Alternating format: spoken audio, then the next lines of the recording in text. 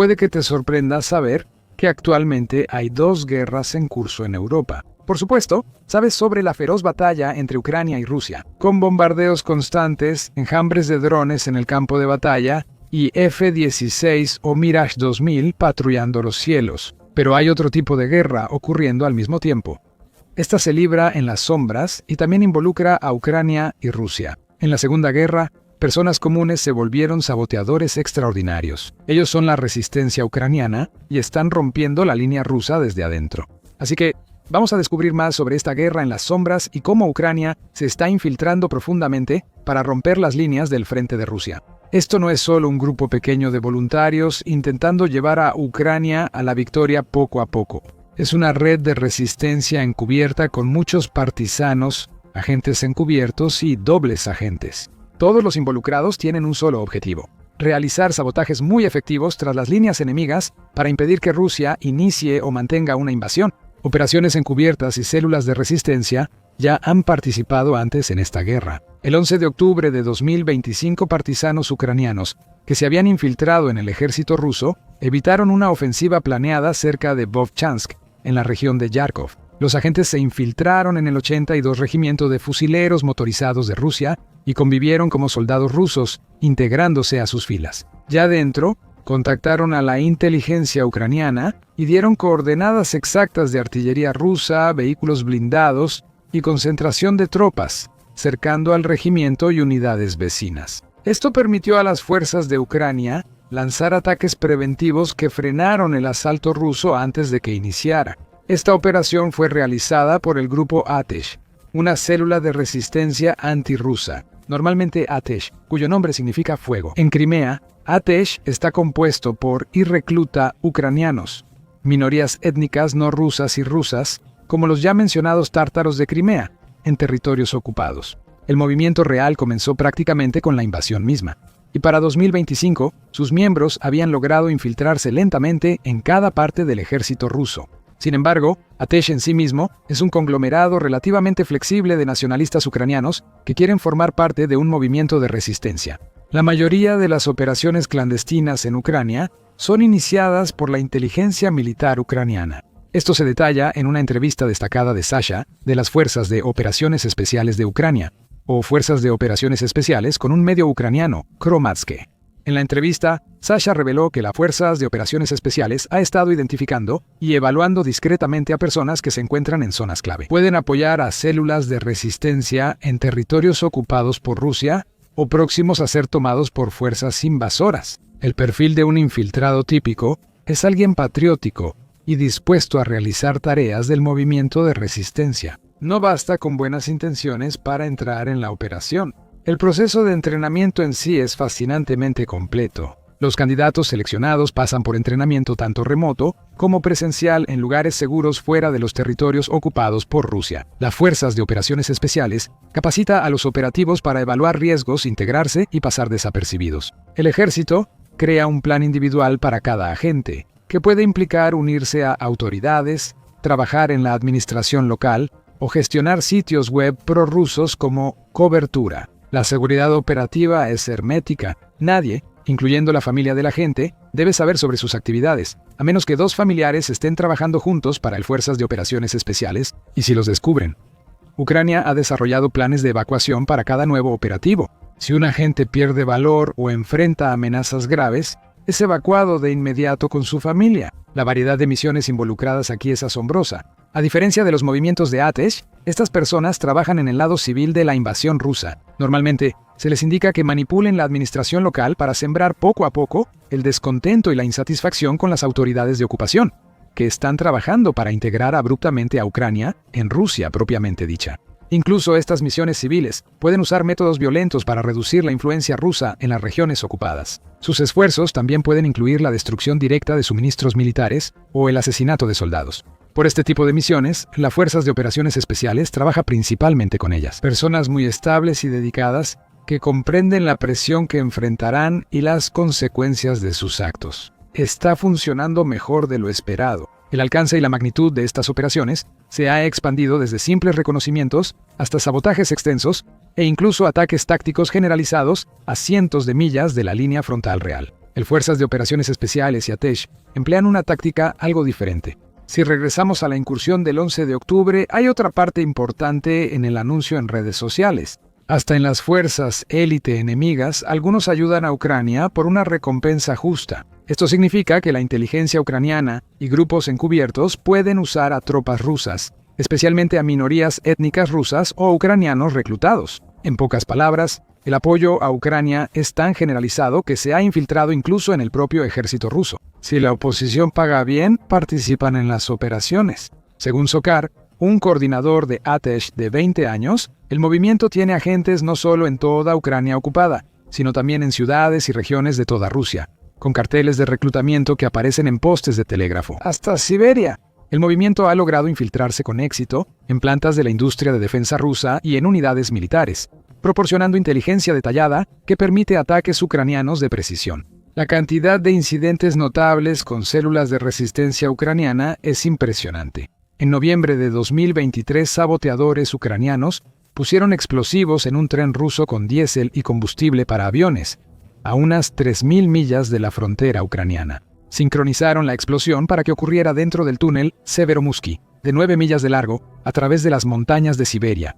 El objetivo no era solo el tren, sino también el propio túnel. Destruir un túnel, a diferencia de otras rutas, tiene grandes consecuencias. Con vías férreas expuestas, es fácil instalar nuevas vías, y los trenes pueden circular en semanas. Este túnel era un enlace clave entre Rusia y China, ahora uno de los principales exportadores de armas y municiones para Rusia. El túnel tardó décadas en operar completamente, ya que es uno de los más largos de su tipo en el mundo. Destruir el túnel en sí causó mucho más daño, prácticamente impidiendo que Rusia usara esa parte del ferrocarril durante meses o incluso años, hasta que pudieran limpiar los escombros y hacer que el túnel fuera lo suficientemente estable para un tráfico constante. Luego, en abril de 2025, un partisano pro-ucraniano, infiltrado en el Grupo Militar Central de Rusia, llevó a cabo una operación de sabotaje en el frente de Donetsk, incendiando un tanque ruso.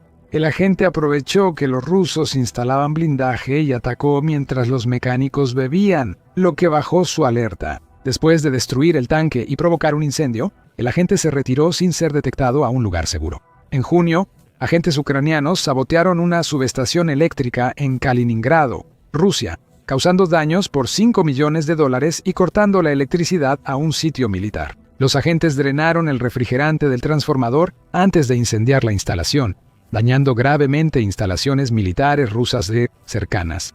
En octubre de 2025, un partisano de Tesh atacó una vía férrea a casi 600 millas de la frontera de Ucrania, en Chubaskia, Rusia. Esta es una línea de suministro crítica utilizada para transportar drones de ataque Shahid desde la fábrica de Yelubugá hasta la línea del frente y las zonas de despliegue. Eso es aproximadamente la distancia de Washington, en Distrito de Columbia, a Miami, lo que demuestra hasta dónde llega el alcance de Ucrania dentro del territorio ruso. Estos sabotajes son clave para los movimientos ucranianos, pues ferrocarriles y plantas militares sostienen la maquinaria de guerra rusa. Las operaciones ferroviarias en sí mismas son vitales para negar a Rusia la capacidad de trasladar sus ventajas numéricas a la línea del frente real. En 2023, grupos de resistencia ucranianos realizaron 10 sabotajes ferroviarios exitosos en Zaporilla. Para contrarrestar esta mayor actividad en torno a los ferrocarriles, el ejército ruso ha optado por volver a utilizar algunos de sus trenes blindados de la era soviética para partes de sus rutas de suministro y operaciones. Los trenes blindados combinan transporte de tropas, vagones de carga y armas ofensivas y defensivas como cañones automáticos, infantería, chasis de vehículos de combate o cañones antiaéreos. Los trenes, idealmente, ofrecen más opciones para vigilancia y reconocimiento, y permiten a Rusia llevar equipo de reparación de vías de emergencia. Pero el uso de trenes blindados en batalla se estancó durante la Guerra Fría por una razón. Un tren es mucho menos maniobrable que un vehículo con orugas o ruedas. Los horarios de los trenes son más estrictos y predecibles, lo que facilita que Rusia sea un objetivo abierto. El uso de estos trenes en las rutas de suministro evidenció lo dañinos que han sido los sabotajes ucranianos para la economía y la estrategia de guerra. El punto culminante de las operaciones tras las líneas enemigas es la Operación Telaraña, realizada, según se dice, por el Servicio de Seguridad de Ucrania, y no por las tropas de resistencia. La estrategia era algo completamente opuesto al sabotaje tradicional. Ucrania logró introducir de contrabando aproximadamente 117 drones en camiones que transportaron esos drones a 5 diferentes bases aéreas repartidas por toda Rusia. El objetivo más lejano era la base aérea Belaya en Siberia Oriental, ubicada a unos 4.300 kilómetros de la frontera entre Rusia y Ucrania y de la línea del frente. Luego, los drones fueron activados y navegados a través de redes móviles, realizando ataques kamikaze en las bases militares. Los principales objetivos fueron aeronaves, como los bombarderos estratégicos 295 y 222 M3, que Rusia ya no produce ni puede recuperar. Se destruyeron o dañaron 41 bombarderos, aproximadamente un tercio del arsenal nuclear de Rusia. Reflexiona un momento. Ucrania logró colocar drones en Rusia, mantener la seguridad operativa en casi todo el continente y coordinar ataques en instalaciones militares fuertemente defendidas de Rusia. El cálculo económico aquí es asombroso. Si bien no se ha revelado el costo exacto de la Operación Telaraña, podemos estimarlo a partir de operaciones previas. El ataque ucraniano con drones a bases aéreas rusas destruyó aviones valuados en miles de millones, usando drones de solo cientos de miles de dólares. Una relación de costos que hace que los ataques de drones vista en primera persona de Ucrania contra tanques parezcan modestos. Y Atesh tampoco se quedó callado. En conjunto con la Operación Telaraña, Atesh también llevó a cabo un sabotaje ferroviario en la línea de tren Volnovakha-Mariupol, que es vital para el territorio ocupado y evita el puente de Crimea.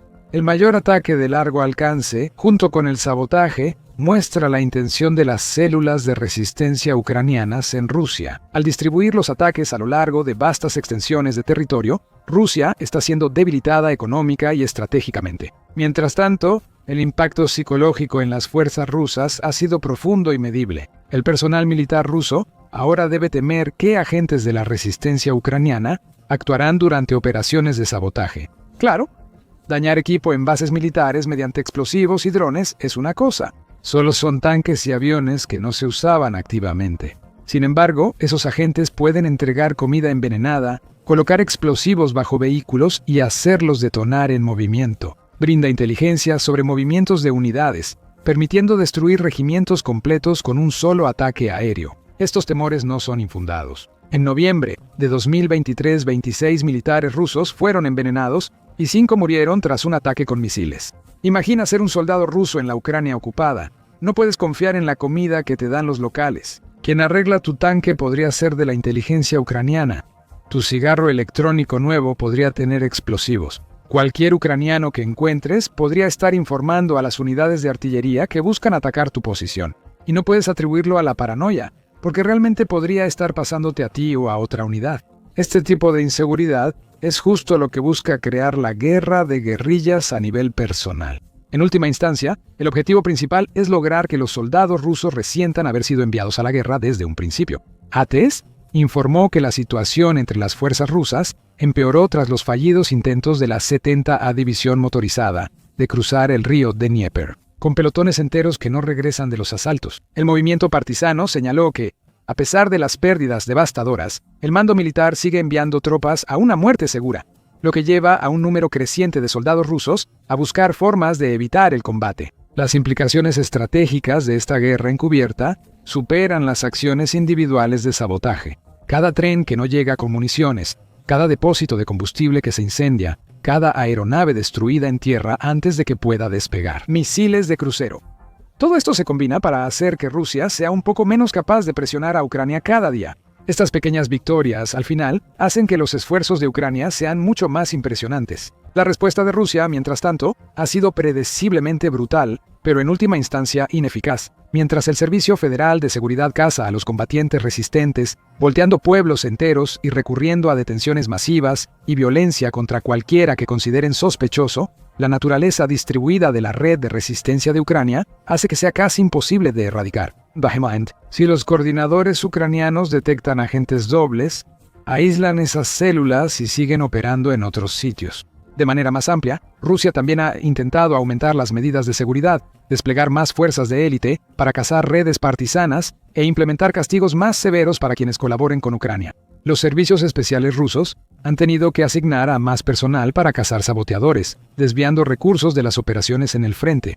A pesar del aumento de vigilancia, los partisanos ucranianos siguen realizando operaciones exitosas en territorios ocupados y dentro de Rusia. Aquí es donde la estrategia de Ucrania se vuelve realmente brillante. Cada soldado ruso asignado a cazar partisanos es un soldado menos atacando posiciones ucranianas. Cada puesto de control de seguridad que retrasa la logística rusa es una ventaja más para las fuerzas ucranianas. Cada hora que los comandantes rusos se preocupan por amenazas internas, es una que no dedican a planear ofensivas. También es importante señalar que esta resistencia ucraniana no surgió de la nada. Rusia y Ucrania han estado prácticamente en guerra desde 2014, cuando Rusia anexó Crimea y comenzó su campaña ofensiva contra Ucrania para integrarla en la federación. Siguiendo esta línea de tiempo, los ucranianos tuvieron 8 años para planear contraoperaciones dentro del país, lo que les daría una ventaja vital de territorio local cuando Rusia inició la invasión total en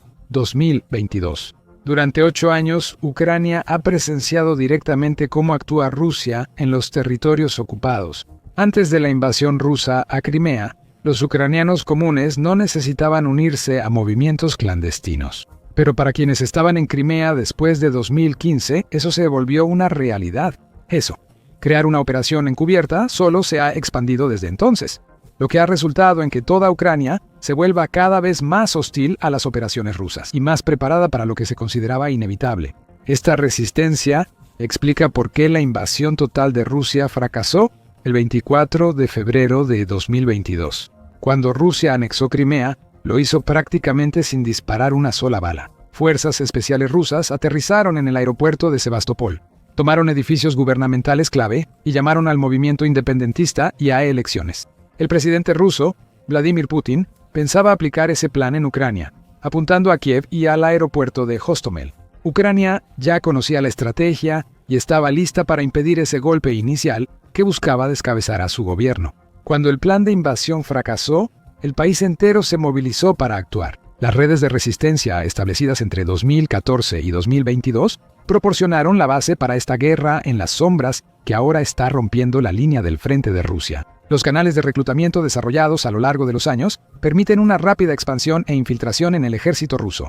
Métodos de entrenamiento perfeccionados por prueba y error podrían aplicarse ampliamente. Las redes de inteligencia del conflicto de Donbass podrían activarse en los territorios ocupados. El movimiento de resistencia ha generado presión adicional a las crisis financieras y demográficas en Rusia. Rusia ha perdido a más de 1 millón de combatientes, incluyendo muertos y heridos graves a lo largo de 3 años y medio. El saldo incluye más de 5.000 oficiales rusos. Hasta mayo de 2025, cerca del 10% son mayores o superiores, entre ellos una docena de generales. Este último punto es especialmente devastador para Rusia, ya que los oficiales superiores no pueden ser reemplazados fácilmente, pues cada puesto requiere años de entrenamiento. Pero 1 millón de personas afecta de forma duradera la capacidad bélica de Rusia. Con tanta ausencia en el ejército, las fuerzas deben esforzarse para seguir reclutando y conscribiendo. También debe considerarse que Rusia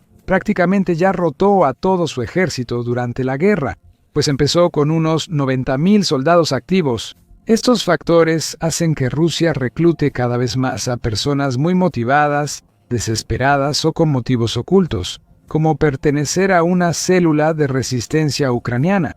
En segundo lugar, la economía de Rusia ahora está completamente enfocada en tratar de extraer la mayor cantidad de valor posible para financiar la guerra. El presupuesto militar para 2025 representó un 40% del gasto gubernamental y más del 7% del Producto Interno Bruto, cifras inéditas desde la Guerra Fría. Aún así, el complejo militar industrial ruso casi se ha derrumbado, pues casi no ha exportado desde el segundo año de la guerra. Rusia debe conservar todo lo que produce para la guerra, en vez de venderlo y financiar el conflicto. Esto es un problema cuando los ferrocarriles para llevar ese equipo al frente dejan de funcionar. A veces hay tanques y municiones almacenados y quizá ni siquiera estén seguros ahí, a medida que los grupos de resistencia ucranianos y los ataques militares de largo alcance se han vuelto más que capaces de atacarlos, y es probable que el movimiento de resistencia se vuelva cada vez más efectivo con el tiempo. A medida que Rusia se queda sin recursos, algunos analistas han sugerido que tomaría años hasta que realmente pueda reabastecer los suministros. Están afectados por sanciones occidentales y pérdidas humanas inmediatas. Cada movimiento desesperado de Rusia da más tiempo y oportunidades a la resistencia para infiltrarse y aprovechar. Gracias por vernos. Ahora, para conocer cómo Ucrania transformó la guerra moderna con drones en operaciones de resistencia, consulta nuestro análisis sobre sus capacidades de guerra asimétrica. Para seguir la guerra y eventos clave de la geopolítica global, suscríbete a El Show Militar y mira videos diarios.